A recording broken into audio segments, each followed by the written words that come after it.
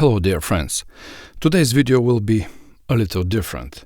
Yes, I scripted this here on my tablet and I'll read it for you, because this will be easier for me.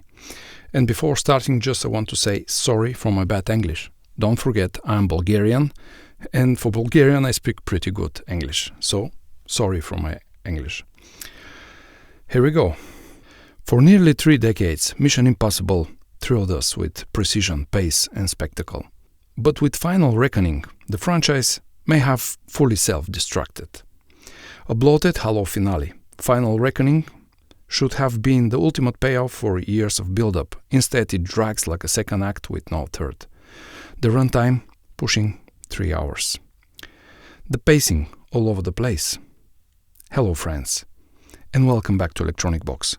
I'm Nico, a Bulgarian voiceover artist who last night went to see yet another movie that is supposed to be a great movie from the series that I really like.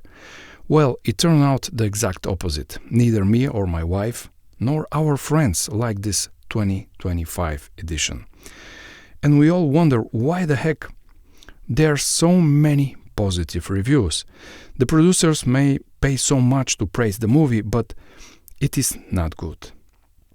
If you have not seen it yet, listen to a few reviews and later watch it and tell me, are those reviews right? By the way, all those are not my thoughts. I collected them from the web. Are you ready? Listen to some of them. Holy hell, having to sit through nearly 3 hours of MI, making like Ethan Hunt is the Messiah, is not just exhausting, it's a total misread of what makes these movies so fun. What a bummer. Next one. Mission Impossible: The Final Reckoning is a spectacularly silly tribute to the franchise's explosive past. Fallout was arguably the pinnacle of the Mission Impossible franchise. In comparison, Final Reckoning feels more like a test of the audience's patience, much like the first installment. The direction leans heavily on overused, unnecessary zoomed-in angled shots that come off as anything but cinematic. The dialogue is average at best, and the excessive explanation of every plot point treats the audience as if they can't keep up. Anticlimactic, an absolute bore and disappointment from start to finish. Or another one. As a longtime fan of the Mission Impossible franchise, I've always admired the dedication of Tom Cruise and the entire team for pushing the boundaries of action cinema. The commitment to practical stunts over CGI has made these films stand out in an era of overproduced blockbusters. Fallout especially set a high bar. It was tense, gripping, and had me at the edge of my seat from start to finish. Unfortunately, the Final Reckoning fails to capture the same spark. Or another one. Entire sequences feel stretched to meet an epic quarter than rather to serve the story. There's too much setup and too little satisfaction. For a supposed finale, delivers surprisingly few actual conclusions.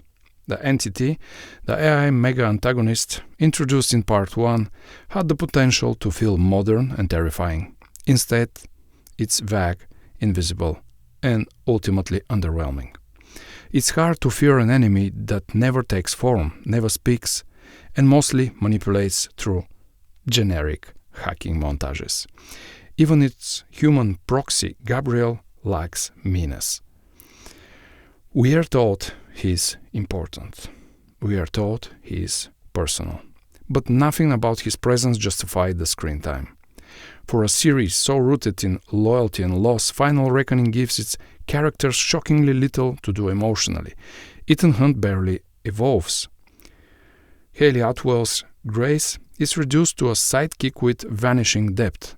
Even long-time allies like Luther and Benji are sidelined or reused in roles they've already played 3 times before. It's not character development, it's character stagnation.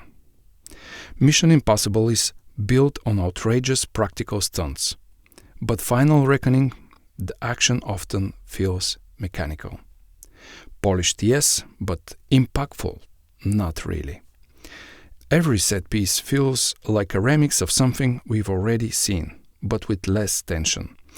There's no true wow moment, no Burj Khalifa, no hollow jump, just high-effort spectacle with low emotional stakes. Final Reckoning tries to be everything: philosophical, futuristic, action-packed, and nostalgic, but ends up being none of those things well. Instead of delivering closure, it delivers confusion, seizure, and panic attacks. Instead of character payoff, it gives plot maintenance. The result: a film that looks like Mission Impossible, sounds like Mission Impossible, but just doesn't feel like Mission Impossible anymore. Those are just a few online reviews, and mine was the same. My final verdict: this 2025 movie can cause you 65% more seizures than National Geographic can ever warn you in their fast-paced Real series. Like 12 short-circuit spikes and terrible sound, plus changing hundreds and thousands of frames in 1 second. My favorite question about that is, who invented that? This movie went too far. It changes the pictures, in some cases more than a rap star music video. This is not a good action movie. Tom Cruise, great stunts, as always. I feel that this time he has done a lot more than can meet the eye, but for the viewer it feels a lot less than all previous stunts in the series. All folks who watched the 2025 Final Reckoning are saying the same. This was the worst Mission Impossible, and the most fatiguing to watch, period. I love the movie, and it's hard for me to say these words, because I'm a huge Tom Cruise fan, but this was exactly what I felt after watching it. Are you feeling the same? Feel free to write in the comments below. If you like the content, please do not hesitate to subscribe. It costs you nothing, but it will mean the world to me. Thanks ever so much, friends. Take care, and remember, this message will be self-destructed after 5 seconds. Peace.